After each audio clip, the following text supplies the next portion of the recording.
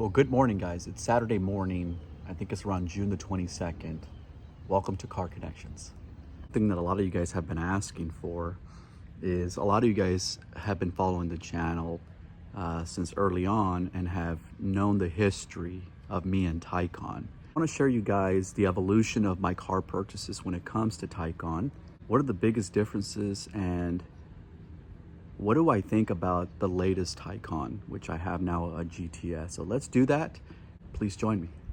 So this, guys, is my 2022 Porsche Taycan GTS. Interesting that this car has been around since 2020. And most recently, they've done some upgrades and some changes in the exterior of the car and the battery technology. Car, even back to 2020 compared to even now, has remained pretty much identical from an exterior perspective. This spec, again, that you're looking at is the GTS. And if you guys have been following my channel, know that about over the last year and a half, I purchased my very first Taycan, and it was the base model. Now, the base model, again, very similar from an exterior perspective. Don't make too many things unique to the individual specs that you buy, all the way up to the Turbo S. The cars remain pretty much identical from an exterior perspective. Where you start to really see the differences is in braking, suspension, interior refinement, and exterior minor finishes. Now, why have I remained so loyal to the Taycan brand? And part of it is the best car I've ever owned when it comes to handling and refinement. I don't believe, and I haven't experienced, now I've owned a lot of cars, a car better than this when it comes to daily drivability and how the car can shift personalities based on certain settings you do in the car that happen within milliseconds. And I find that extremely fascinating in a car, that you can go to daily cruiser, fuel efficiency, i.e. electric efficiency, not fuel. This car is full electric, in case you guys don't know. Some people, believe it or not, think this car is an ICE car, not an electric car. And some people, when they still look at this car, they think it's like a brand new car. And again, the car's been out for 4 years. It's interesting, again, how the styling that was initiated by Porsche has remained viable to this day. Now, as I mentioned, I've owned the base model. And again, as you move up with Taycan, what will happen is, again, more levels of refinement will start to happen, and your 0 to 60 will start to speed up very quickly. Your horsepower will start to climb. But why did I go from a base which was pulling around 380, 390 horsepower? I then upgraded to a Porsche Taycan 4S, which I want to say it was pushing like 490 or 530. Taycan enthusiasts will probably correct me. Please comment down below. To now this car right here that is pulling around 620, 630, something like that, 590 base. If you use launch control, you do get more power with all three specs. But the question is, what makes the GTS so special? What makes this car different than all of them, including the Taycan Turbo S? And I know this is going to sound very similar to other reviews, but part of the reason is that this car is literally the Goldilocks zone. It is not super expensive, $200,000, $240,000 brand new, to something like this spec, $145,000 to maybe $150,000 brand new. I didn't buy this car brand new. I haven't bought any of my Porsche Taycans brand new. I bought them all used. The very first one, I bought it used, and I didn't buy it from Porsche, and it was not a certified pre-owned.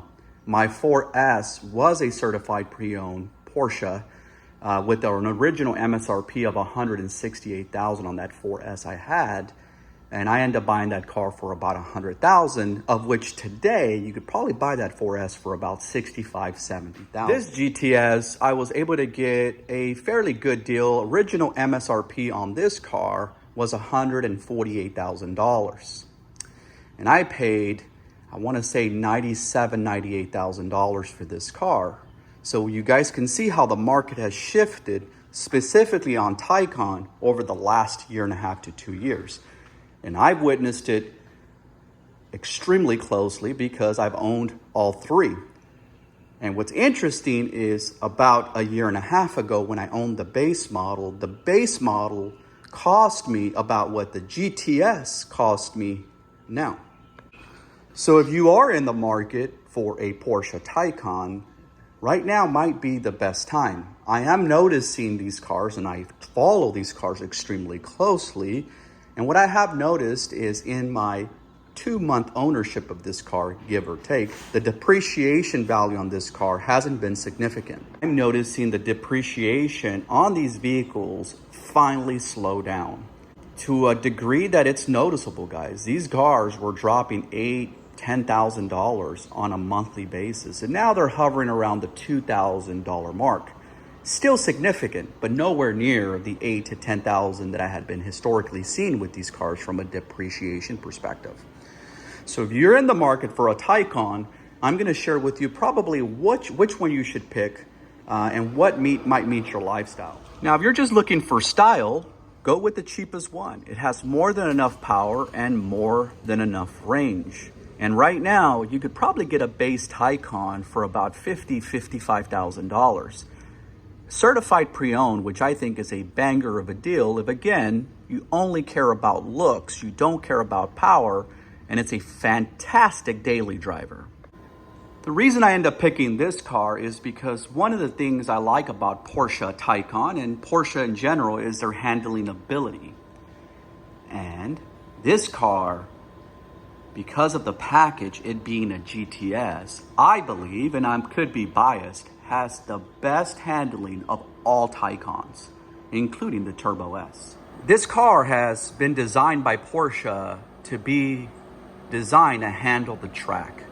It is a track monster, guys.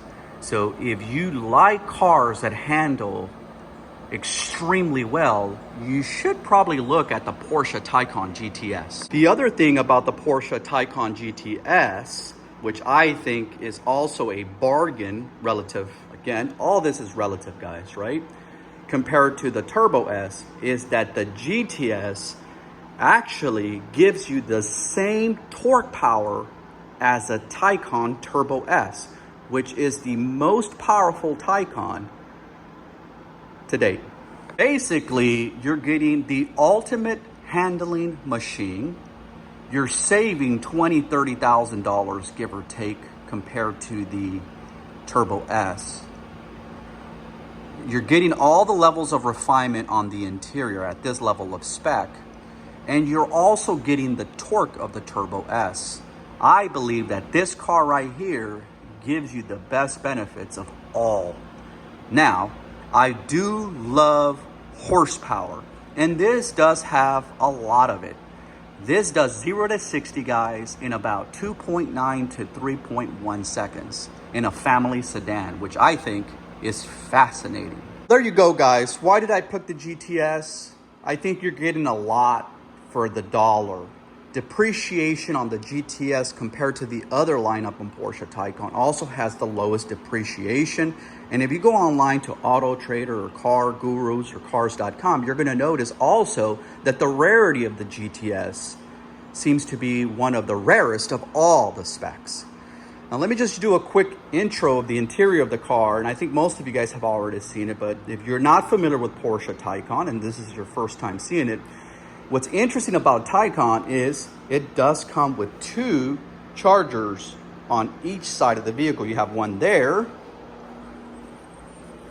and you have one over here. And I think that's extremely convenient because you can park it the way the car is right now, or you could also park it in reverse, and you choose what side you want to charge your car in. And I think that's extremely convenient. Now, I am biased, and I I love the Taycan in the color white, but I believe this color, known as chalk, with chalk matching wheels, looks extremely epic. And if we go inside, we got the, what I would call in the Mopar industry, or in the Mopar, but my Mopar guys, is the red guts. And this is kind of like a brushed metal finish. And it is metal, it is cold to the touch. You got your red interior here, your bows, you have a little bit of storage. Now this car doesn't have the optional navigation or additional screen here. My 4S did used to have that. This car is roughly at 100% for you guys to know. It's about 257 miles of range. However, if you put it in eco, you could pull up 300, 303, 310, give or take.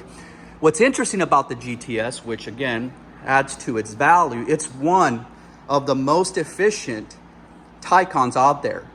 So again, you're getting all the things Taycan has at the highest level. You're getting the torque. And on top of that, it also has some of the best range, even better than Taycan Turbo S. Let me just back up a little bit, and you still get the same level of refined bits in the back. And this has the full panoramic sunroof, which is awesome. One thing that the newer ones have, the 2025s and on, is that glass, you can press a button and it'll kind of cloud it up to reduce the amount of sun that comes into the vehicle. However, I don't believe that bothers me at all. I don't believe I like the openness, the airiness of the cabin. And again, the heat doesn't bother me. I know there's folks with Tesla cars that they'll put like a screen. This doesn't seem to have that. I think the greenhouse is perfectly controlled with the AC that the car comes with. It does come with cooled seats and heated seats, as one would expect. I do wish that the tires were different. I wish Porsche would install the Michelin 4S, but still, it's okay. It's riding on some, if I'm not mistaken, these are the Pirelli P0s. These are all 21 inch, and you do have the 16 piston brakes calibers in the front. And there is an option for, I think, Porsche, especially my 4S that I had previously, had much bigger front brakes. I think they were 10 piston front brakes, not 6, which is, I mean, they're the size of somebody's, almost the size of like a, I would say what, 15, 16 inch rim. Just the brakes alone, which I think it's epic. One thing about GTS that I also like that the car comes with standard is it comes with a little bit of uniqueness, specifically on the lower part of the car. You might see the logo, the GTS, kind of blended in there. I don't know if the camera is capturing it. That's unique to GTS. The other thing that's unique, it automatically comes with the sport front bumper, which is an option for other vehicles, but standard with GTS. The car does come with a very small frunk. And for my folks that are not familiar with Porsche, you can just rub your hand in the front like this, and you guys can see that it automatically pops up and you can lift it. There's a small storage area, and I want to repeat myself, small. GTS. And I just been climbing the ladder on this vehicle.